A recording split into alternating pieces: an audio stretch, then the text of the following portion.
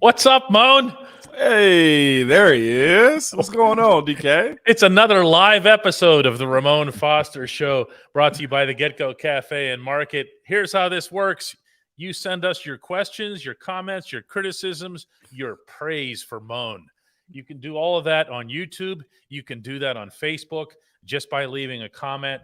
It's not at all complicated. Moan, what's going on with you today? Not much, man. I was okay with everything you said except for the criticism. Is that okay? Yeah? No, that's you right. do the criticism. No criticism.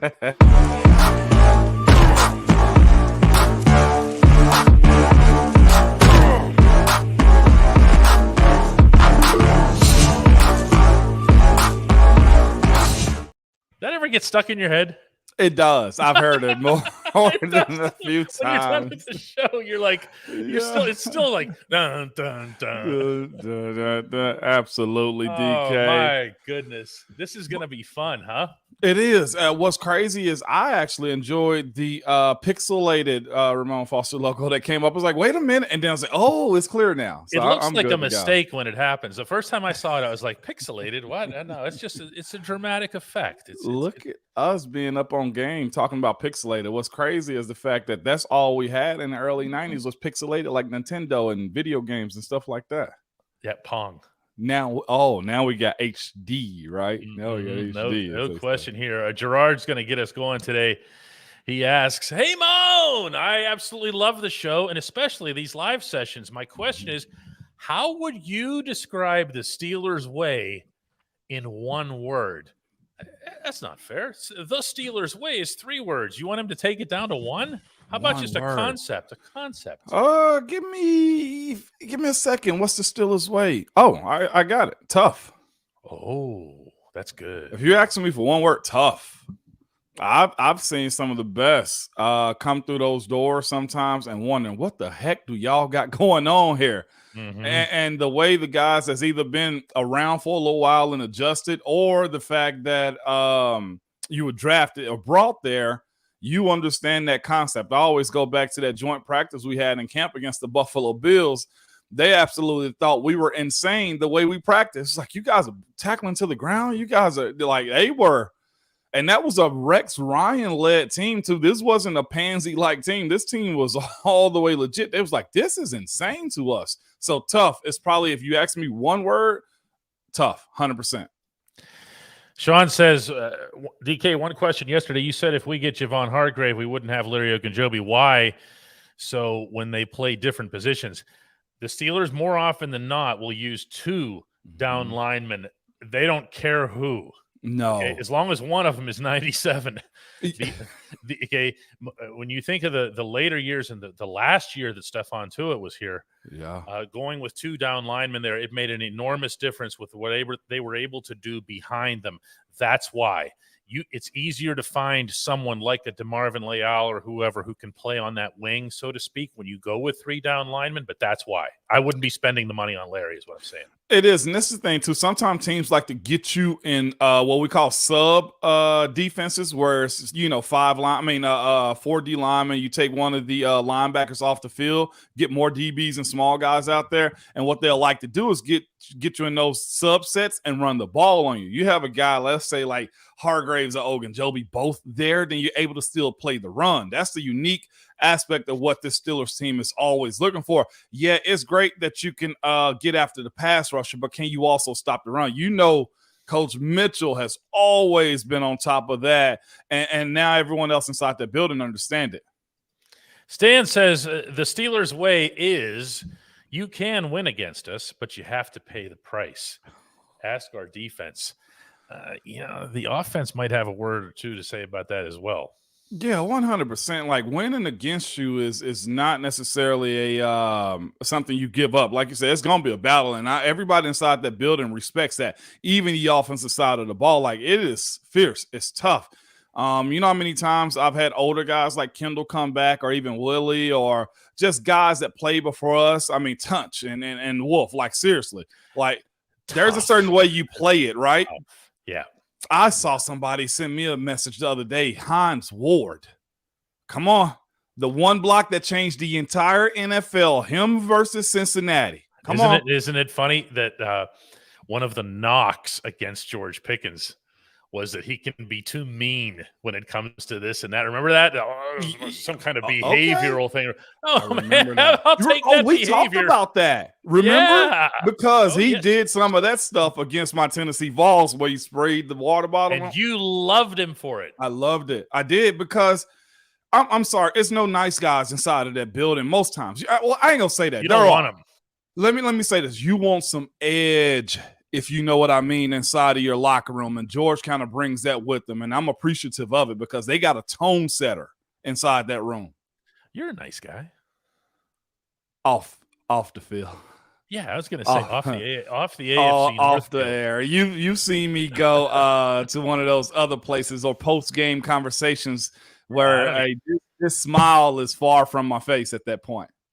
Zach says, hey, Moan, what goes into players who end up being first-round busts, being so misevaluated? Also, how soon can other players tell that someone's going to be a bust?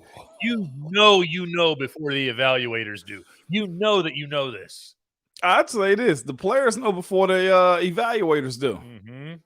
Oh, we know way before they do. And I was always the type that I try to work with a guy. You know, it's like, man, hey, if you do this, it never bothered me to kind of try to help guys find their ways. But the players know because the players are always in tune to what their practice habits are or the conversations outside of the meeting rooms, like the conversation you have in the locker room or with other guys. Like you see them shying away from the weight room or shying away from controversy in the sense of like being on the practice fields. Players know, but how does it go at first rounders though? There's so much at stake. Like that picking best available sometimes might not be best for your team. Or a guy is a speed guy in college, but you need him to be a hitter. You know what I'm saying? And that's how it can bust. If you're not willing to do all things asked of you, then mentally you start playing tricks with yourself, and then physically that doesn't follow also. Brent says he'd like to see DK's hair on Moan and Moan's hair on DK. Work on that tech staff. Wait, are we referring to like the kempt version, which does show up every once in a while, or the unkempt that's most often here? You know?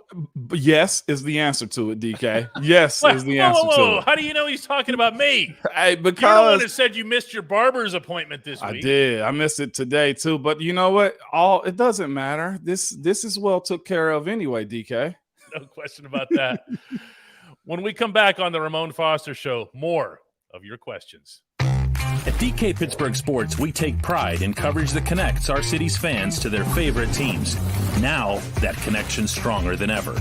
Introducing our all-new state-of-the-art app. Find expert inside reporting and original podcasts. Check live box scores. Track the latest stats. Chat it up with our community of thousands of fans, all in one place. The new app from DK Pittsburgh Sports. Coverage that connects. You know what's crazy, Moan? There's so much time between now and the draft at the end of April. And yet at the same time, doesn't it feel like it's right around the corner just from the way people talk about it? Oh, yeah. This time of the year, to me, I feel like it's just blowing by. And I think it's because there's so much interest into what the Steelers are going to do and just the draft in general. There may be legitimately like 5 guys in the draft that are that legit. But the juggling of who going to be number one and who can take who and what moves will be made, what franchise quarterbacks will be re-signed or traded. I'm talking about Lamar versus Aaron Rodgers. Like, there's a lot going on. So you feel like there's a rush of information coming at you. That's what it is for me. Cody says, hey, Moan, listening to the Daily Shots in the Ramon Show, do you think the offense can improve in spite of Matt Canada's obvious deficiencies?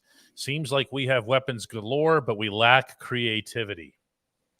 I'll say this, in spite of Matt Canada, I'll tell you this, it needs to flourish because of Matt Canada. What a concept, huh? It's necessary. Y'all know how this league goes for players specifically, but also for coaches. They will find a new guy if Canada doesn't show growth and you see substantial growth from Kenny Pickett. That's my biggest thing. Mr. Rooney came out and said it, did he not? Like, why are we going to mess up Kenny's growth? I think that's the biggest prohibitor to anything moving forward is if he messes up Kenny's growth, then that's got to be something that's got to be discussed. And you don't want that for your franchise quarterback. They need to flourish because of Matt Canada this year. No excuses behind it. Dwayne's got a good one here. Hey, Moan, why is the NFL so hell-bent on non-guaranteed contracts? On non-guaranteed, because the risk and health factor of are you going to be available, which is true of every sport, but especially come on, Moan, football, you were in on these talks. I was. That's the biggest bargaining chip right there. Is there's 100% injury rate. We saw a guy, Kevin Durant, who plays basketball, twist his ankle on a layup, just falling down. It was in practice. It was in practice, warm up or whatever it was. So imagine what a contact sport like football does. The thing is this, and I was just having this conversation with my wife, okay? I was like, players have to take a stance as far as what and how they're going to go about it, either lifetime medical or guaranteed contracts. In order to get guaranteed contracts, you have to, one, be able to bet on yourself a little bit and say, give me a short-term deal, okay? Now, if I get a short-term deal, I got to bet on myself, but I might not get the big money. I'm going to get it all guaranteed, but I'm not going to get the big money. And the other side is, if whenever we're going through those negotiations, players have to be able to hold out for long, extended amounts of time. And they won't. They haven't historically, DK. Why? And the reason for that is everyone always says, well, the NFL union is the weakest one. The NFL union. The reason that the NFL union can't get what it wants compared to the other sports is the careers are so short. Yes. Okay. Everyone talks, Tom Brady played into his 40s. Kickers play into No. How many want to DK? No lie to you. Just quick. I had somebody ask me about a teammate and was legitimately my teammate for probably about 4, 5, 6 games or something. I was like, you remember him? I'm like, I have no idea who you're talking about. No, 53 guys, and they're in and out all the time. And then, like, I knew the name after the fact when I saw their face. I was like, oh yeah, I remember that dude. But that's what the league is also. Yeah, no question about that here. Let's go to Cree here, who says, where is it here? Hey, Moan, what is the biggest thing that the Steelers organization is lacking, including coaches or front office? That's a tough question. I don't know. It might be and it might not be. If what you're really trying to say is, like, do you want Tomlin fired or something? Just go ahead and say that. Don't tiptoe around it. Including coaches of front office. What are they missing? I like Omar. I like the head coach. The players, they're young. They got to grow. How about experience? How about a clock management specialist? Some teams have that. Yeah, I can't really answer that one because DK, I'm gonna hit us again, Creed. You know what's funny, actually, Moan, on that note? What's that? When Brian Flores was hired, and one of the things that Mike Tomlin said he was going to do was have Flores be the clock management guy. He was just playing with us, right? Yeah. I guess my question would be, who don't you like? I know it's always somebody. Yeah, well, here, Creed comes right back and says, no, I love Tomlin, just looking for the inside view. I'm going to go with clock management specialist. Oh, wait. Offensive assistant. Better family rooms at the stadium. That one. Clay says, hey, Moan, do you think the current Steelers O-line's improvement will continue into this season and they'll focus on drafting depth as opposed to new starters? Yes, that's crucial. That's very pivotal that they be able to get depth. One of the best things we had throughout those years, man, having Cody Wallace, having BJ Finney, being able to have Chris Hubbard. Think about the dudes. Mike Adams was a backup for a while for us. Like, we had a bunch of guys that were able to come in and step up and play.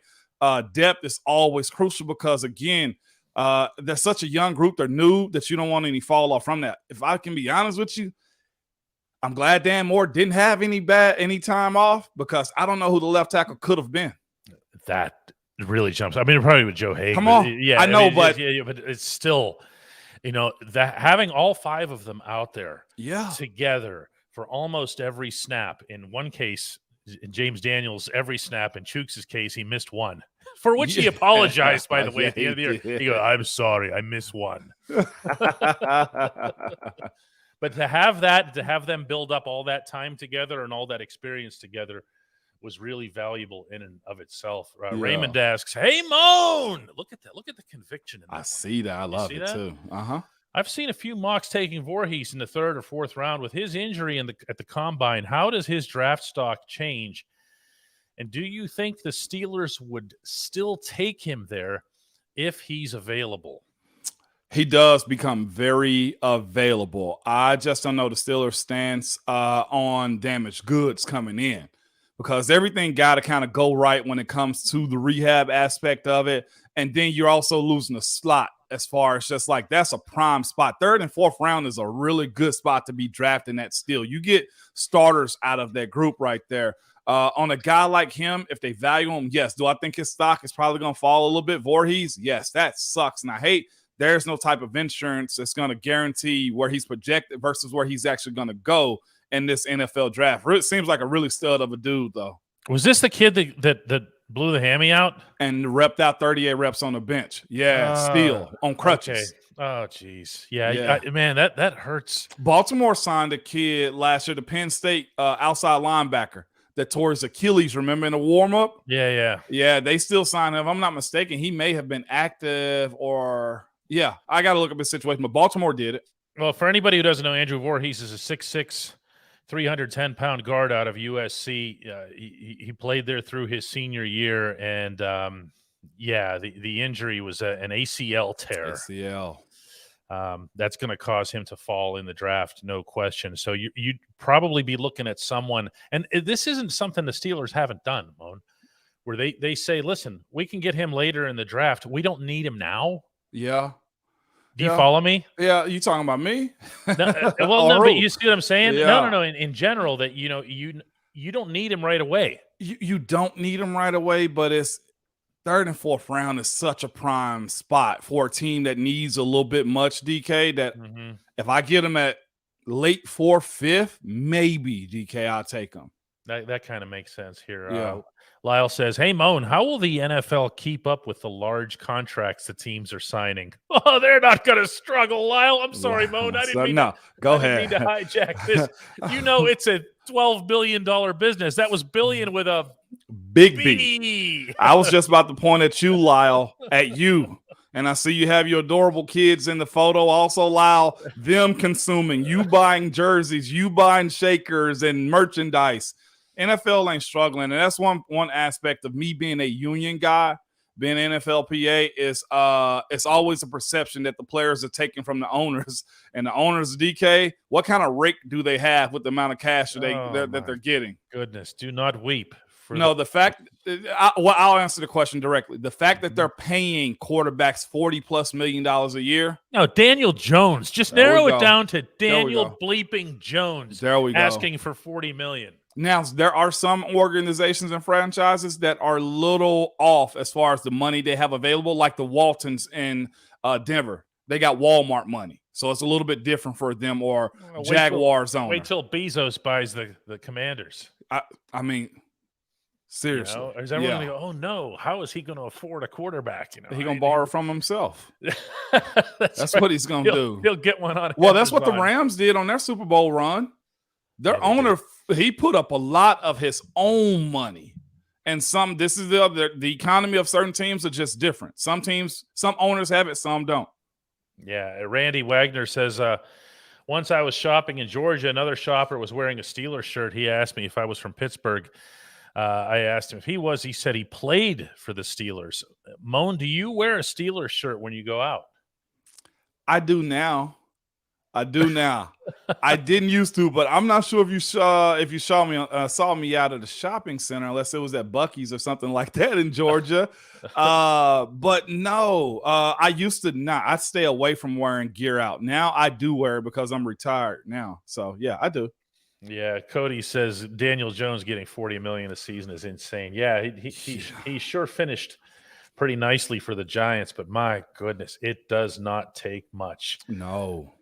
Vegeta asked, what's the likelihood of changing defensive holding to just a 5-yard penalty and repeat the down instead of an automatic first down? I doubt it. Would you be in favor of it, though? No, because they need to be charged up, DK. But that's why you have other people voting instead of an offensive guy. That's right. I like the idea of the automatic first down. And yeah, it sucks for the defense, but y'all know how this league goes. This is a offensive-driven league when it comes down to that type of play. And the other bad part about that too, that tugging and pulling of guys running in the opposite direction, that's a health risk also when it comes down to hamstrings. You remember the horse collar type stuff. Yeah, what you're not going to see here, I don't think, is a situation where the NFL puts into play something that can be abused. One of the things that they do whenever they change, modify, adjust any rule at all is they say, all right, what would Harbaugh do with this? Okay, or what would Belichick do with this? Because they're going to find every loophole that exists. And if you send your defense onto the field and say, listen, take all the 5-yard penalties you want. Okay, take them all. We don't care because they don't have enough clock to get down the field or whatever it is. Always think about the loopholes. I'll say this, though, in times in which cornerbacks or safeties give up the big play, I will say this. If you can get a quick DPI on something like that instead of a touchdown, that's part of the game too, right, DK? Right. So that's one for the defense. No question about that. Jamie Morris says, what's the deal with Josh Dobbs? Free agent, had a good starting, good couple starts here in Nashville with the Titans. I thought he was pretty solid. The thing about backup quarterbacks, if you don't get your shot in your first or second year, you don't really get one. And Josh, in his exhibition showcase, I thought he showed he was an NFL quarterback, at least capable of signing a very nice backup quarterback deal. This one comes from my man Jacob, who says, Peasy or Deebo? Such a huge debate. Jacob loves Peasy. Oh, man. Why are you going to make me pick between the two, Mike? Come on, man. I got your tiebreaker. Man, both of them have done very similar things when it come down to their careers. Both. I got your tiebreaker. Pre-game, Joey. Oh, over 100-yard interception return in a Super Bowl? Come on. But Joey also got assaulted in Denver and came back and played in the game. Joey also won a playoff game as an assistant coach. Yeah, he did. So you can't go wrong with either one of them. I love Deebo, dog. Give me, God, dog, man. You can't pick one. I see Deebo. I can. For me, I see Deebo as generational. I really do. I'm with that. He was somebody that did things that no one else in the National Football League could, or for that matter, would. Or should have been doing, or should have been doing. And the intimidation factor combined with the athleticism, and then icing on top, the greatest defensive play in Super Bowl history, with all due respect to the dude from, was it the stop the Titans? That was Mike Jones, if I'm not mistaken. Yeah. With all due respect to that dude didn't have to run 100 yards with everybody and Kurt Warner chasing him down the field. Larry Fitz was running after him. Yeah, he was. Okay, I changed my answer. I got James Harrison on that one. You broke me down on that one. That was good. By the way, what's going on with Josh Dobbs is a fan of the show, we found out, since he remarked on the episode with Vinny last week. Yeah, that's my guy. That's my brother, man. William Adams says, hey, Moan, how can we grade Kenny Pickett's second year with Matt Canada still in there? And then he says, Ole Miss, yeah. They're about to get beat in this game they're playing right now. That's what's about to happen. Go Vols, William. With that being said, I was always told by a franchise quarterback that I played for, Ben Roethlisberger, said, don't judge the quarterback until about year 3 or 4. You can give him a grade. He feels so strongly about that. So I've heard that from him so many times. What was it, 3 years or 4 years? And the way Ben would always say 3. 3. And remember the one year that RG3 and all that whole class, and Ben kept saying to everybody, "Yep, come back and ask me about them after the 3rd year." And this is why. First year is a shocker. Nobody knows you. Second year, they know something of you, and how can you adjust? You can have a sophomore slump. 3rd year, you are who they think you are at that point, and you continue to grow and get smarter. That's pretty much how it breaks down. Give me 3 years on Kenny if he's – or any franchise quarterback if they're a starter. I mean, looking with the New York Jets, Zach Wilson looked like he's out after 2 years. Oh, my. I thought he was out after 2 snaps. There's your answer right there. Yeah, how do they miss that badly, Moan? You know, they let media get to them, the sideways throw and stuff. That's so corny these days. Let's get rid of that part of TV production for quarterbacks in the draft. Yeah, that's a fair point to bring up here. Let's see what Ryan Stanley has. Do you think that there's any merit to the thought that Mike T might use that fifth-year option as a tool to his mind games, meaning with Terrell Edmonds, Devin Bush had the same situation to a completely different end? As one of his mind games? Nah. Either you do or you don't with Coach T. I don't think it's Cam is a former first rounder to end up getting that extension before the fifth year was used. TJ was too. Now tell me the difference between those two guys' production and the others. I will say Terrell doesn't play a position that's very advantageous for him to get second contracts with his team unless he's Minkah Fitzpatrick.